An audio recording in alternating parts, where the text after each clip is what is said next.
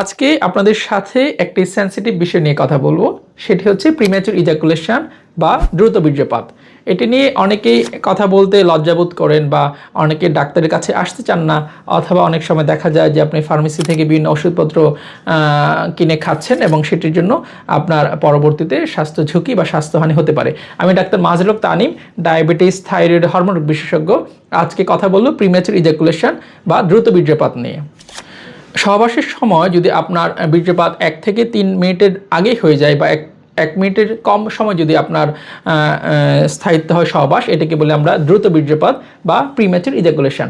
এই ক্ষেত্রে অনেকের একটা মিসকনসেপশন বা ভুল ধারণা থাকে, দেখা যায় অনেকে মনে করেন সেই টাইমটা মনে হয় আরও অনেক বেশি হওয়ার কথা, কিন্তু আমাদের বইপত্রে কিন্তু বলা আছে 1 থেকে 3 মিনিট সময় হচ্ছে আপনার জন্য সহবাসের পারফেক্ট সময়। আর সেই ক্ষেত্রে কারো যদি 1 মিনিটের আগে বীর্যপাত হয়ে যায়, সেটিকে আমরা বলি দ্রুত বীর্যপাত বা প্রিম্যাচিউর ইজাকুলেশন। এখন আসি কী কারণে আপনার দ্রুত বীর্যপাত হতে পারে।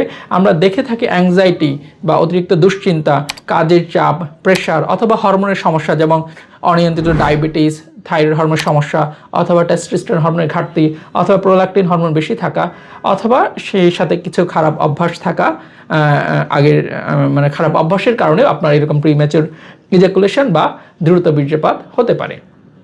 এখন আসি এটির কোনো স্থায়ী সমাধান আছে কিনা বা এটি ভালো হয় কিনা।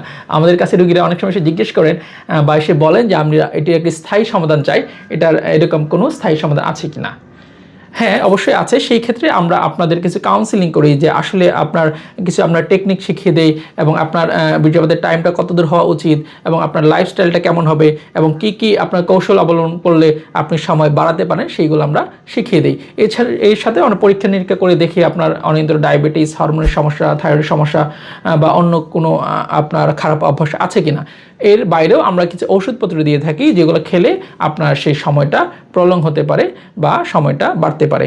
এছাড়া আমরা কিছু এক্সারসাইজ অথবা ব্যায়াম শিখিয়ে দিয়ে থাকি, যেগুলো করলে আপনি এই সময়টা আপনার বাড়াতে পারেন। তাই যাদের এরকম দ্রুত বীর্যপাত বা প্রিম্যাচুর ইজাকুলেশন আছে, যে এখানে আরেকটি কথা, যে আপনার এই সমস্যার জন্য কোন ডাক্তারের কাছে যাবেন। এটা দেখা যাচ্ছে অনেক সময় চর্ম যৌন রোগের ডাক্তাররাও দেখে থাকছে, ইউরোলজিস্টরাও দেখে থাকছে, আমরা হরমোন বিশেষজ্ঞ বা এন্ডোক্রাইনোলজিস্টরাও দেখে থাকি। আপনারা কোন বা সাইকিয়াট্রিস্ট বা মনোরোগ বিশেষজ্ঞরাও দেখে থাকে। আমরা আসলে সবাই এই ধরনের সমস্যাটা দেখি। যদি আপনার কোনো সার্জারি লাগে বা ইউরোলজিক্যাল ইন্টারভেনশন লাগে, আমরা তখন ইউরোলজিস্টের কাছে রেফার করি, অথবা যদি আপনার কোনো হরমোনের সমস্যা থাকে, আমরা হরমোন বিশেষজ্ঞ দেখে থাকি। এবং সেই বাইরে আমরা যে 3-4টা স্পেশালিটির নাম বললাম, সবাই সেটি চিকিৎসা করে থাকে। অথবা আপনি একদম সিম্পল MBBS বা রেজিস্টার্ড ফিজিশিয়ানের কাছে গিয়েও এই ব্যাপারে পরামর্শ নিতে পারেন।